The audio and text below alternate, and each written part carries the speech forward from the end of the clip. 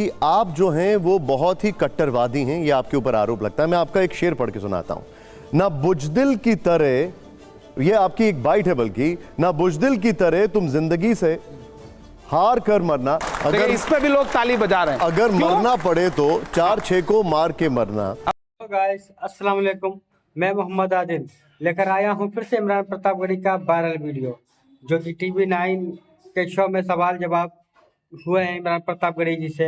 तो इमरान प्रतापगढ़ी जी ने ज़बरदस्त जवाब दिए हैं उन लोगों को, उनके सवालों के। तो हम चाहते हैं ये वीडियो आप भी देखें, हंसते हंसते भी मज़ा आएगा और उनकी बातें सुन करके भी थोड़ा दिल दिमाग भी सही होगा। तो हम चाहते हैं ये वीडियो देखें, बहुत ही अच्छी वीडियो है। तो चलते हैं दोस्तों फिर वीडियो की तरफ। आपके ऊपर एक आरोप लगता है, क्योंकि अभी जिक्र हो रहा है कि आप जो हैं वो बहुत ही कट्टरवादी हैं, ये आपके ऊपर आरोप लगता है। मैं आपका एक शेर पढ़ के सुनाता हूं। ना बुजदिल की तरह, ये आपकी एक बाइट है बल्कि, ना बुजदिल की तरह तुम जिंदगी से हार कर मरना। अगर इस पे भी लोग ताली बजा रहे हैं। अगर मरना पड़े तो 4-6 को मार के मरना। अब देखिए, ये किसके लिए है? ये अमन के लिए तो नहीं। मैं आपका सवाल खारिज इसलिए करता हूं कि मेरा सवाल होने तो दीजिए पहले। नहीं, आपने सवाल पूछ लिया। मेरा सवाल ये है, नहीं, मैं आपसे ये पूछ रहा हूं कि ये शेर ये है किसके लिए? सुनिए ना, मैं जवाब, सवाल हो गया। आप मुझ पे आरोप लगा रहे हैं कि मैं कट्टर हूं। मतलब मेरे जैसी साफ सुथरी हिंदुस्तानी भाषा में बात करने वाला एक भी बयान, मैं तो पूरी भाजपा को चैलेंज करता हूं। भाजपा मुझसे और इसलिए परेशान रहती है ना कि वो जिन शब्दों से खेलती है, मैं उन शब्दों वाली जो यूनिवर्सिटी है ना, वहां से पढ़ के आया हूं। वो एक शब्द है बकैती, मैं उस बकैती को बहुत अच्छे से समझता। शायर प्रतीकों के माध्यम से बात करता है। जब शायर कहता है अपनी महबूबा से कि मैं तुम्हारे लिए चांद तारे तोड़ लाऊंगा, तो क्या वो ब्रह्मांड को नष्ट करने की बात कर रहा है? नहीं ना। शायर प्रतीकों के माध्यम से बात कर। भेड़िया, मैं भेड़िया शब्द इस्तेमाल कर रहा हूं। भेड़िए के खिलाफ कितनी कविताएं लिखी गई हैं, आप सबने पढ़ी होंगी। भेड़िया सामने है, उसकी आंखें लाल हैं, उसे तब तक घूरो जब तक वो तुम्हें घूरना बंद ना कर दे। इसमें कट्टरता कहां है? चूंकि भाजपा के कुछ मुख्यमंत्रियों ने इसे ट्वीट कर दिया तो मीडिया ने बताया कि हाँ, कुछ लोगों ने तो इसको भेड़िए के बजाय कुछ और कह के ट्वीट किया। ये कौवा कान ले उड़ा, जो हम अवध क्षेत्र में कहावत सुनते रहे। तो दरअसल भाजपा जिस चीज से खेलती है ना, मंचों से आप शिकार मत बनिए। मुझे एक बात बताइए, मंचों से मरने मारने की जो बात हो रही है, ये किसके लिए हो रही है? कमाल है। मतलब जब आप मंच पे खड़े होकर के ललकार के कहते हैं, मतलब ऐसी ऐसी भाषा, ऐसी ऐसी कविता सुनाऊंगा आपको, तो आपको लगता है कि वो कत्लेआम मचाने की बात कर रहा है शायर। अरे जोश दिला रहा है जनता को। मैं एक मंच पे खड़ा होकर के, सर मैं बड़ी मजे की बात बताऊं, मैं एक कार्यक्रम में गया कोलकाता में। मैंने वहां पर शिक्षा को लेकर के लंबी बातचीत की। मैं अपने हर कार्यक्रम में यह काम करता हूं। मेरा एक शेर है कि इस तरह हौसले आजमाया करो, मुश्किलें देखकर मुस्कुराया करो, दो निवाले भले कम ही खाया करो, अपने बच्चों को लेकिन पढ़ाया करो। मैं ये शेर पढ़ते पढ़ते एक भूमिका बना रहा था, और भूमिका में मैंने कहा कि अगर समाज में सम्मान पाना चाहते हो, मेरे अपने समाज के ज्यादा लोग वहां बैठे थे, तो मैंने कहा आइए ब्यूरोक्रेसी का हिस्सा बनिए, सिस्टम का हिस्सा बनिए, सिस्टम सुधारिए, सिस्टम पे कब्जा करिए। एक तथाकथित चैनल ने यह शब्द उठाया कि इमरान प्रतापगढ़ी कह रहे हैं कि सिस्टम पे कब्जा करिए।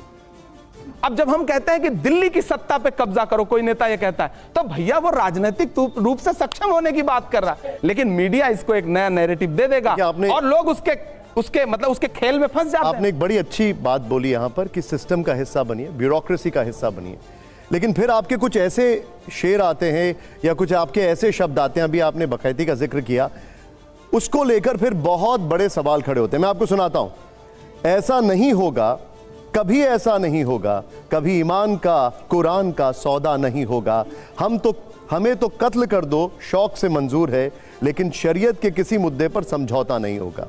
क्यों होगा? क्यों होना चाहिए? आप जिस आस्था को मानते हैं निशान भाई, आप बड़े धार्मिक व्यक्ति हैं, आप अपनी आस्था से क्यों समझौता करेंगे? किसी को नहीं करना चाहिए। किसी भी धर्म का व्यक्ति हो, किसी भी मजहब का व्यक्ति हो, सुन लीजिए। भारत का संविधान कहता है कि सवाल ये है, इमरान साहब अपनी मेरा सवाल सुन लीजिए। मेरा सवाल आस्था है उसको मानने का। मेरा सवाल, देश संविधान से चलेगा या शरीयत से चलेगा? ये सवाल मैं जानता था कि ये सवाल जरूर आएगा। ये सवाल आता क्यों है? दरअसल ये एक खेल है जिस खेल में मीडिया खास तौर से किसी मुस्लिम राजनेता को उलझाने की कोशिश करता है। संविधान कहता है कि आपको फ्रीडम है अपनी आस्था के अनुसार धर्म चुनने का, आप जिस धर्म को मानते हैं उसका सम्मान करने का। इस्लाम धर्म कहता है जिस देश में रहते हो उससे मोहब्बत तुम्हारे ईमान। वाह भाईजान वाह, क्या बात है, क्या सवाल का जवाब आपने दिया, माशाल्लाह। देखते रहिए एंड तक, देखिए मजा आएगा। ईमान का हिस्सा है।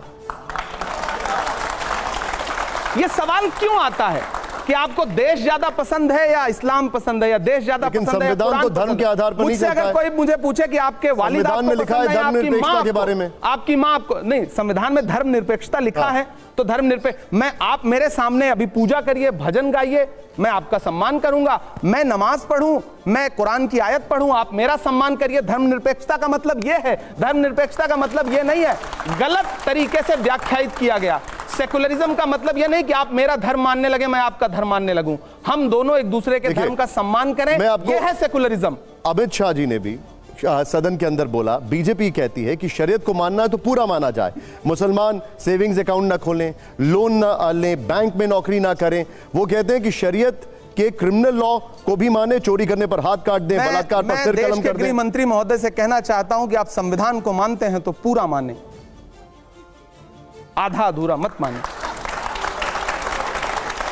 देश के मुसलमानों को भी संवैधानिक तरीके से अपना नागरिक मान के, प्रधानमंत्री और गृह मंत्री कैसे आपने सवाल के जवाब में सवाल दे दिया।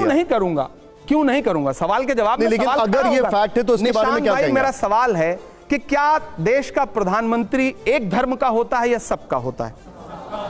देश का गृह मंत्री एक धर्म का होता है या सबका होता है? राज्य का मुख्यमंत्री एक धर्म का होता है या सबका होता है?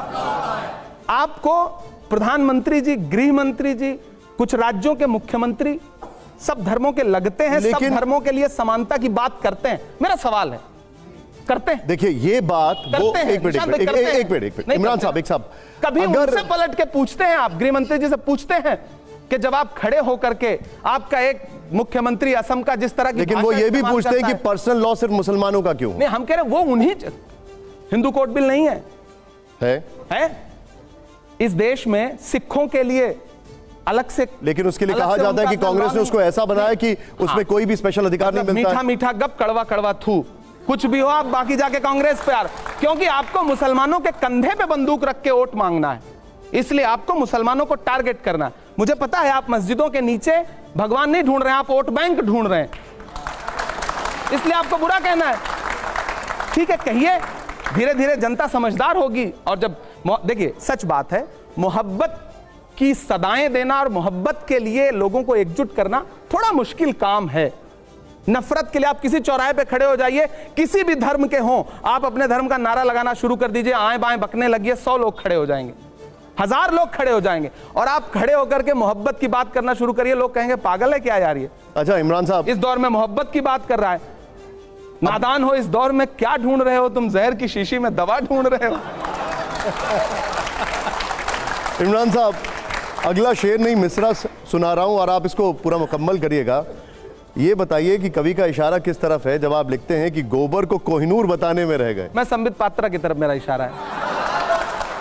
उन्होंने बताया था पूरा शेर चैनल पे, ये सोशल मीडिया पे बड़ा वायरल हो रहा है, पूरा शेर तो पढ़ दीजिए।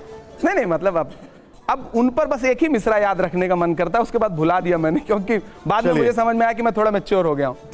तो गाइस, कैसा लगा ये वीडियो? उम्मीद करते हैं बहुत ही अच्छा लगा होगा ये वीडियो। तो प्लीज़ हमारे चैनल को सब्सक्राइब कर लीजिए और कमेंट में अपनी राय जरूर दें और इस वीडियो को लाइक जरूर कर लें। तो फिर मिलते हैं अगली वीडियो में इंशाल्लाह। तो चलते हैं, अस्सलामु अलैकुम।